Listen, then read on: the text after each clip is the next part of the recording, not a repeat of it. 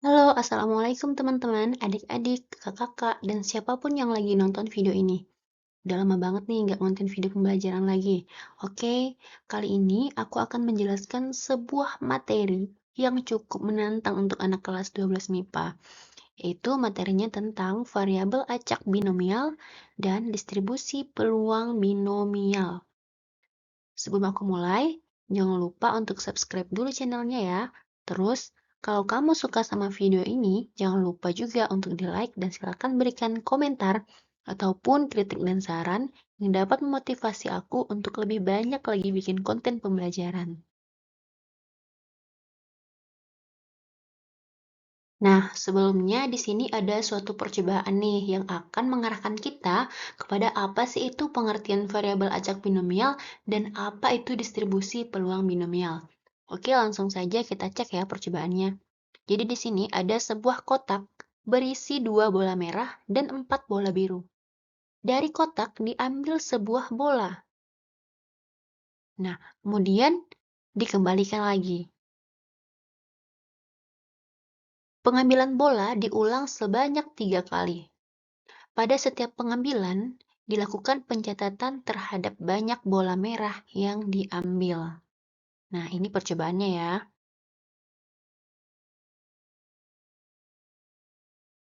Nah, kejadian yang muncul dalam percobaan ini adalah sebagai berikut. Yang pertama, tadi juga udah dijelaskan dari percobaan bahwa pengambilan bola tersebut diulang sebanyak 3 kali. Sehingga percobaan tersebut artinya dilakukan secara berulang-ulang.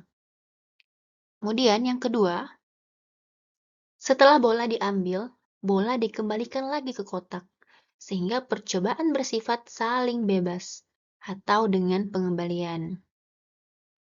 Yang ketiga, terdapat kejadian yang diharapkan. Jadi dari percobaan itu diharapkan terambil bola yang berwarna merah, sehingga kejadian yang tidak diharapkan adalah terambilnya bola yang bukan merah atau warna biru. Sehingga percobaan memiliki 2 kejadian. Sukses itu untuk terambilnya bola merah, kemudian gagal untuk terambil bola bukan merah, yang mana di sini bukan merah adalah bola berwarna biru. Oke, next. Nah, peluang terambil bola merah dalam setiap percobaan adalah sama. Kenapa sama? Karena bola tersebut dikembalikan lagi, sehingga ruang sampelnya tidak akan berubah. Jadi di sini NA, jadi peluang terambil bola merah, jadi jumlah bola merah ini adalah 2, dan ruang sampelnya jumlah seluruh bola adalah 6. Sehingga peluang terambilnya bola merah adalah banyaknya bola merah dibagi dengan banyaknya ruang sampel. Jadi peluang terambilnya bola merah adalah 2/6. Nah, 2/6 ini adalah peluang kejadiannya sukses. Oke, kita lanjutkan ya. Nah, percobaan ini, dari 4 keterangan ini, disebut dengan percobaan binomial. Jadi binomial artinya bisa 2 kejadian, bisa sukses atau gagal. Nah, dari percobaan tadi, sekarang kita lihat sifat-sifat dari percobaan binomial. Nah, yang pertama sifatnya, percobaan dilakukan secara berulang-ulang sebanyak N kali. Jadi N ini bisa jadi lebih dari 3. Bisa sampai 20, 30, dan seterusnya. Kemudian, percobaan bersifat saling bebas. Nah, sesuai dengan percobaan tadi, saling bebas dengan pengembalian. Artinya, hasil percobaan yang satu tidak mempengaruhi hasil percobaan yang lain, karena tadi ruang sampelnya tidak berubah. Sifat yang ketiga, setiap percobaan memiliki 2 macam kejadian, yaitu kejadian yang diharapkan atau sukses, dan kejadian yang tidak diharapkan atau gagal. Nah, peluang setiap kejadian tetap, jadi peluangnya tidak berubah dalam setiap percobaan. Karena itu tadi, ruang sampelnya tidak berubah dengan alasan karena bolanya dikembalikan lagi. Nah, jadi di sini bisa kita kasih pemisalan, P itu untuk simbol sukses dan Q untuk gagal. Sehingga kalau P kita tambahkan dengan Q hasilnya adalah 1. Next ya. Nah, sekarang kita lanjutkan pengertian variabel acak binomial dan distribusi peluang binomial berdasarkan apa hasil dari percobaan tadi, dari sifat-sifat. Nah, sekarang kita cek ya. Nah, variabel acak binomial dan distribusi peluang binomial. Apa itu variabel acak binomial? Nah, berdasarkan percobaan tadi dapat kita simpulkan bahwa variabel acak binomial adalah variabel acak yang nilai-nilainya ditentukan oleh hasil percobaan binomial. Apa itu percobaan binomial? Ya, tadi itu contohnya. Yang peluang mengambil bola di dalam kotak kemudian dikembalikan lagi. Kemudian ada dua kemungkinan, bisa gagal, bisa berhasil, atau disebut dengan sukses. Dan ada 4 sifat tadi. Sehingga distribusi peluang binomial adalah distribusi peluang variabel acak binomial. Jadi di sini kita balik lagi nih menentukan nilai peluang. Oke. Nah, yang akan kita fokuskan adalah mencari distribusi peluang binomial. Nah, secara umum, persamaan peluang binomial X kejadian yang diharapkan dari N percobaan binomial dinyatakan, jadi X ini yang kejadian yang diharapkan, N itu banyaknya percobaan ya. Jadi, dapat dinyatakan sebagai berikut. Nah, Fx, jadi maksudnya peluang munculnya X yang diharapkan, atau bisa ditulis P, X besar sama dengan X kecil sama dengan B itu untuk simbol binomial, kemudian X, kejadian yang diharapkan, N, banyaknya percobaan, P, peluang sukses. Itu cara perhitungannya sama juga dengan N kombinasi X di sini, dikali dengan P pangkat X dikali Q pangkat N kurang X. X ini kejadian yang diharapkan, N ini banyaknya percobaan. Nah, apa sih maksud dari simbol-simbol ini, huruf-huruf ini? Kita cek satu-satu ya. Nah, yang pertama, di sini melambangkan peluang P-nya. Lalu X melambangkan banyak kejadian yang diharapkan. N adalah banyak percobaan. Di sini N kombinasi X, koefisien binomialnya. Kemudian, P ini adalah peluang kejadian yang diharapkan. Q adalah peluang kejadian yang tidak diharapkan. Nah, jadi pernyataan ini dapat disebut dengan fungsi distribusi binomial. Oke, nanti dicatat ya bagian ini, biar tahu apa maksud dari tulisan ini. Oke, sekarang kita lanjutkan. Nah, dari sini, berdasarkan fungsi distribusi binomial tersebut, untuk mencari nilai peluang distribusi binomial dapat ditentukan dengan dua cara. Jadi, tidak hanya dengan perhitungan, ada cara lain. Kira-kira apa sih caranya? Sekarang kita cek ya. Yang pertama, perhitungan langsung, kita bisa menggunakan rumus ini, pernyataan yang tadi. Yang kedua, bisa juga menggunakan tabel. Nah, gimana sih cara menggunakan tabelnya? Sebelum ke penggunaan tabel, kita mulai dulu dari perhitungan langsungnya.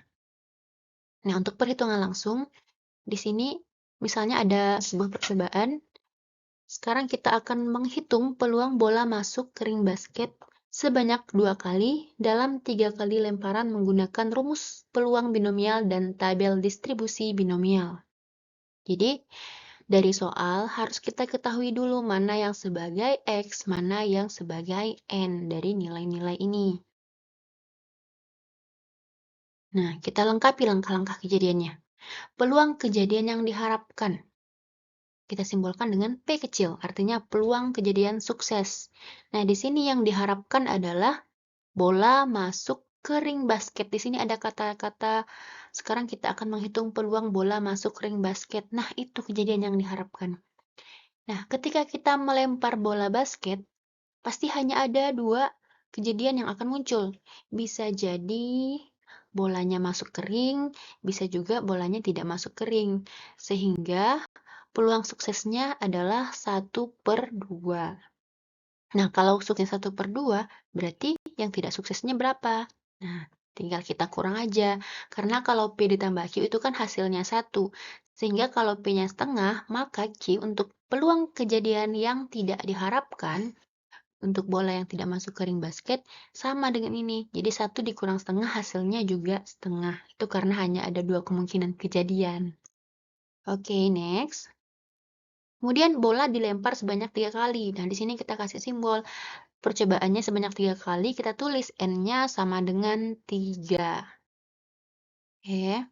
Kemudian, kejadian yang diharapkan sebanyak 2 kali. Itu artinya nilai X. Jadi, X-nya sama dengan 2. Sehingga dapat kita tuliskan seperti yang ada pada pernyataan. Nah, jadi kalau dalam fungsi distribusi binomial dapat dinyatakan seperti ini. Nah, kita mulai dari sini. Fx, X-nya kan 2. Berarti F2 sama dengan Px sama dengan 2. Sama dengan B. Ini untuk binomial.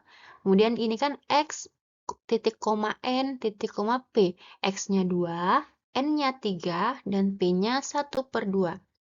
Kemudian, untuk perhitungannya, kita lihat di sini N kombinasi X. Berarti 3 kombinasi 2 dikali P pangkat X, P-nya setengah, ini 1/2, dipangkatkan X, X-nya 2, dikali dengan Q, di sini, Q-nya juga setengah, dipangkatkan N kurang X, N-nya 3 dikurang X-nya 1. Oke, gimana cara perhitungannya? Oke, kita lanjut ya.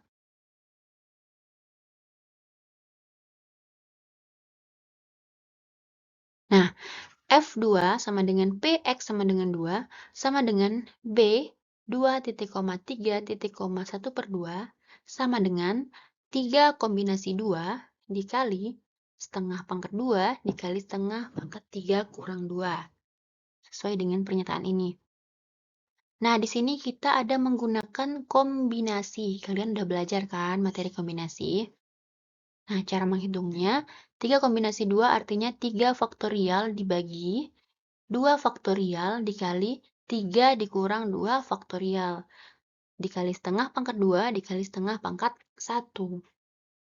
Nah, karena di sini ada 2 faktorial, jadi yang di atas kita kali cukup sampai 2 faktorial aja. 3 kali 2 faktorial per 2 faktorial dikali 1 faktorial. Ini 2 faktorialnya tinggal kita bagi, kita coret.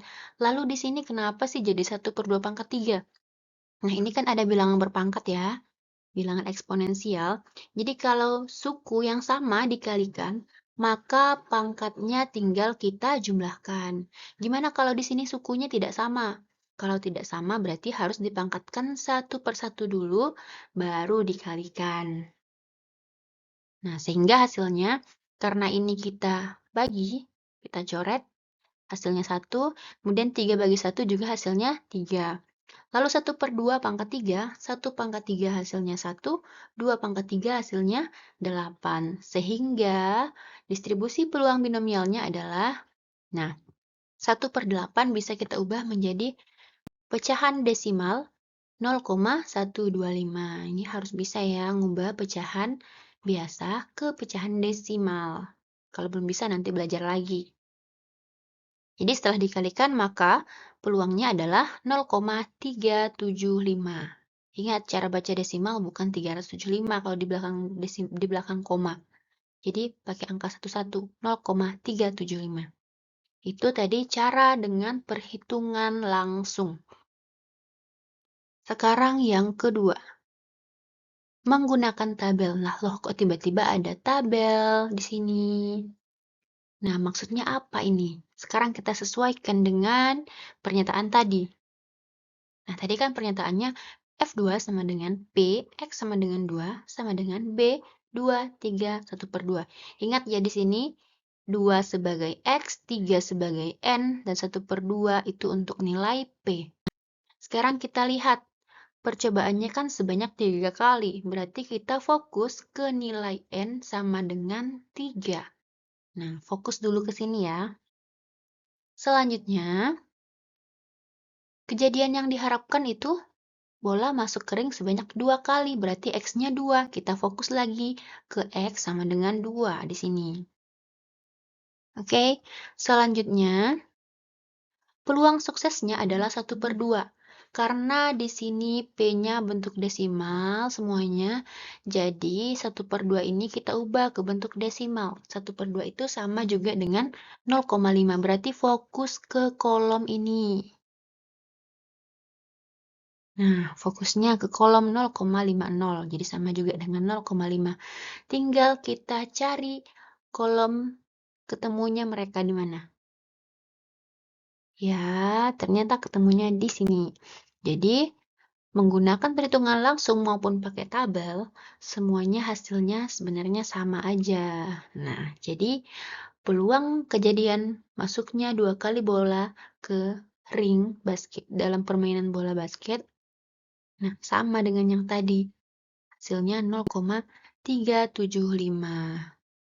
0,3750 juga sama ya, kayak 0,375. Gimana? Udah paham belum apa perbedaan cara menggunakan perhitungan langsung dan tabel? Jadi, kalau menggunakan tabel cukup sampai di sini aja. Tapi kalau dengan perhitungan langsung kayak tadi, hitung lagi nilai kombinasinya. Oke, itu aja penjelasan untuk materi ini. Untuk contoh soalnya, nanti kita kasih lagi ya. Nanti kita tambah biar lebih paham lagi. Oke, terima kasih udah nonton video ini. Semoga suka, semoga bisa paham, dan semoga materinya mudah dipahami, juga mudah diingat. Kalau ada pertanyaan, silahkan tuliskan di kolom komentar. Jangan lupa subscribe.